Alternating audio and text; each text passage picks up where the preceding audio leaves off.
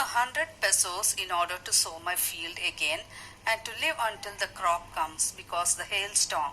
He wrote to God on the envelope, put the letter inside, and still trouble went to town. At the post office, he placed a stamp on the letter and dropped it into the mailbox. One of the employees, who was a postman and also helped at the post office, went to his boss laughing heartily and showed him the letter to God. So he continued writing in his letter. What else did he write? He wrote, I need 100 pesos in order to sow my field again and to live until the crop comes because the hailstorm. So he wrote that he wanted 100 peso. What is peso?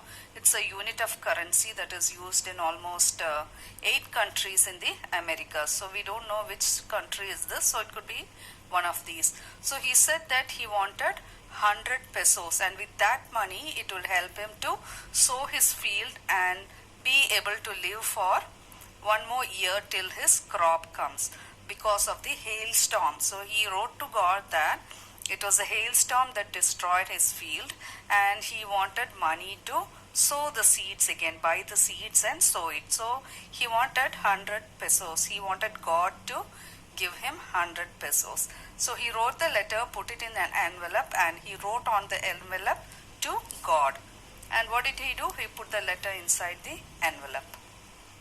So he took the envelope and he went to the post office. From there, he placed a stamp on the letter and dropped it into the mailbox. So he put a stamp on his envelope and put it into the post box.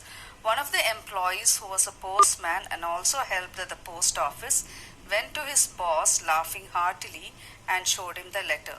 So as he dropped the post letter into the post box, what happened? One postman who was also working there, he saw this letter and he took it out. And then he took the letter and went directly to the postmaster. What did the postmaster do? And they both started laughing because what happened? What was written on the cover? It was written to God. So nobody writes a letter to God. So that is why maybe probably they started laughing.